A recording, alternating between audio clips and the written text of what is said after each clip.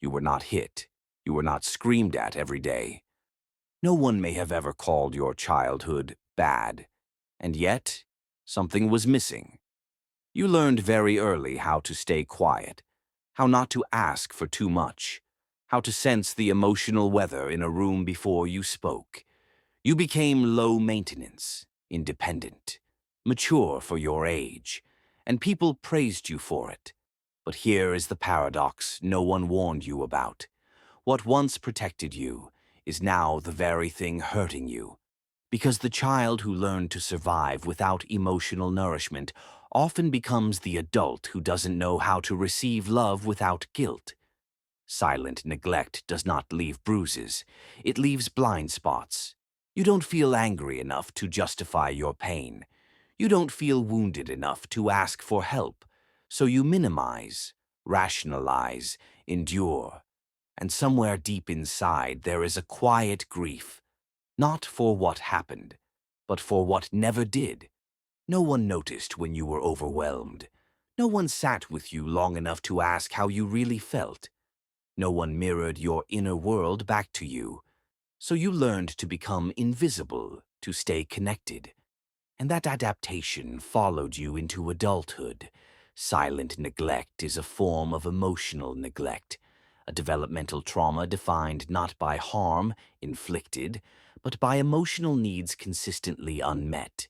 Psychologist Jonice Webb describes emotional neglect as the absence of emotional attunement, responsiveness, and validation.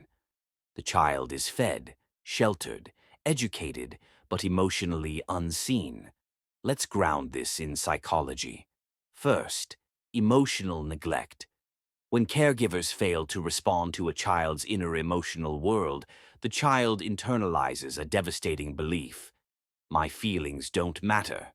Over time, the nervous system adapts by dampening emotional expression. The child stops signaling distress because no one responds. Second, avoidant attachment. In attachment theory, a child who learns that closeness is unreliable often develops avoidant attachment, not because they don't need connection, but because needing it feels unsafe. They become self-sufficient too early. They learn to rely on cognition over emotion, control over vulnerability. Third, hypervigilance and the nervous system. A neglected child often becomes exquisitely attuned to others, not out of empathy, but survival. Their nervous system stays alert, scanning for shifts in mood. This is hypervigilance, a trauma response rooted in unpredictability. Neurologically, the default mode network becomes shaped around self-monitoring. Am I too much? Am I allowed to need? Will I be ignored if I speak? This isn't a personality flaw. It's a biological adaptation to emotional absence. The deepest cost of silent neglect is not anxiety or sadness. It is the loss of authenticity. You learned that acceptance required shrinking, that love arrived only when you were easy, that rest had to be earned. So you became agreeable instead of honest, capable instead of comforted, strong instead of supported. Carl Jung warned, "The greatest burden a child must bear is the unlived life of the parent." But there is another burden, the unlived life of the child themselves. The emotions you never expressed didn't disappear. They went underground. And what goes ungrieved does not vanish.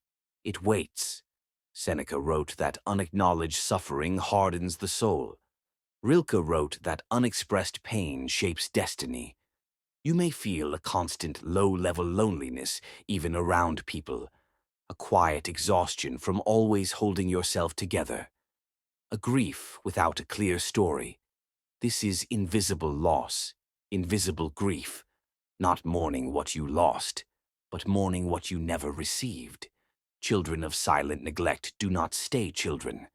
They become adults with very specific patterns. You might recognize yourself here. 1. In relationships, you struggle to ask for emotional support.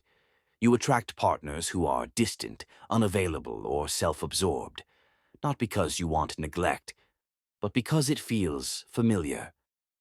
2. In boundaries. You overgive, over-accommodate. You feel guilty for needing space or rest. Saying no feels like a moral failure.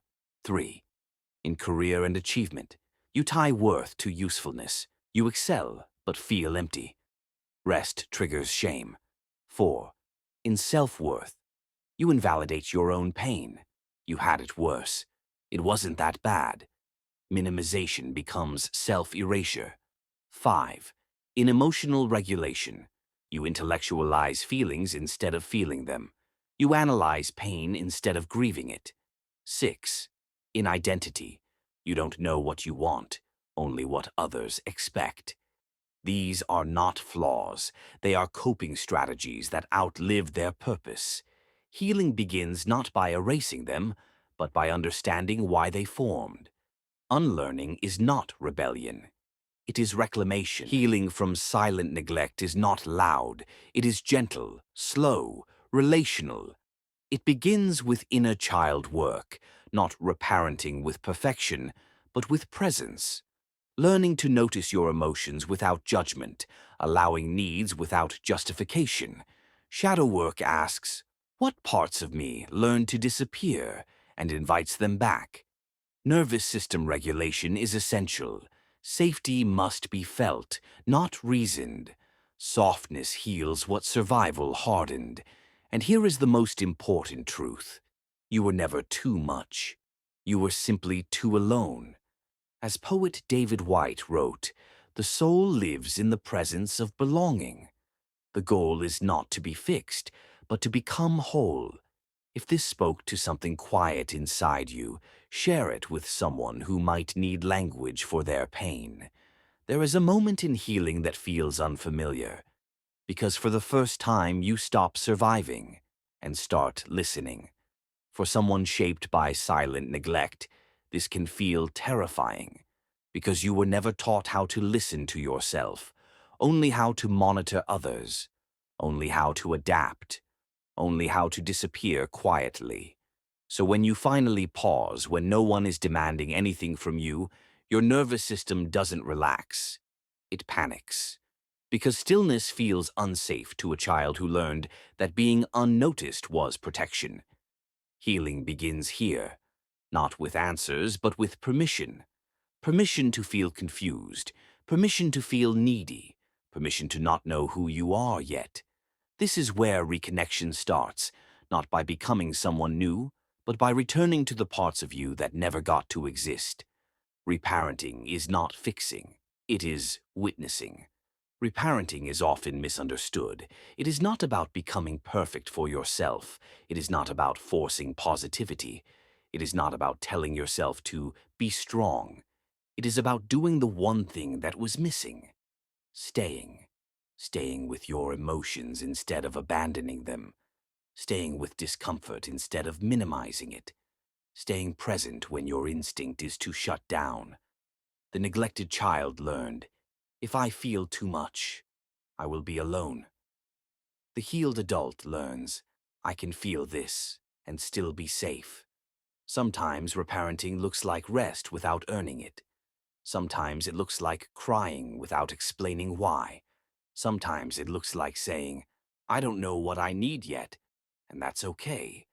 This is not weakness. This is nervous system repair. Learning to receive without guilt. One of the hardest lessons for survivors of silent neglect is learning how to receive. Receiving care, receiving attention, receiving love without immediately repaying it.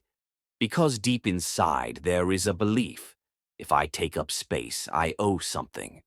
So healing requires practice, letting someone help you without justifying it, letting someone sit with you without performing strength, letting yourself be seen without shrinking.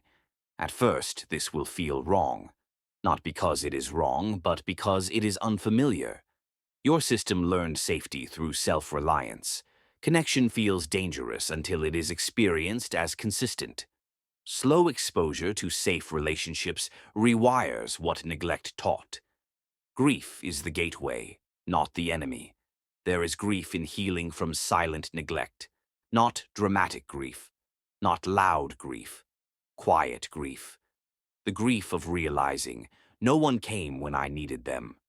This grief is not about blaming the past, it is about honoring the truth. You cannot heal what you refuse to acknowledge. And here is the paradox. Grief does not weaken you, it softens you back into yourself. What you allow yourself to mourn no longer controls you from the shadows. You are not betraying your caregivers by naming what was missing. You are honoring the child who had no language for their pain.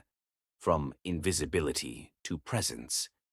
At some point in healing, something shifts. You stop asking, "Am I allowed to exist like this?"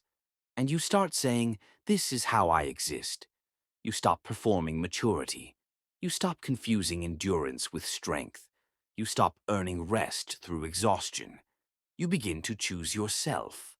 Not loudly, not aggressively, but consistently. Presence replaces hypervigilance. Curiosity replaces self-judgment. Compassion replaces control. You do not become louder. You become truer.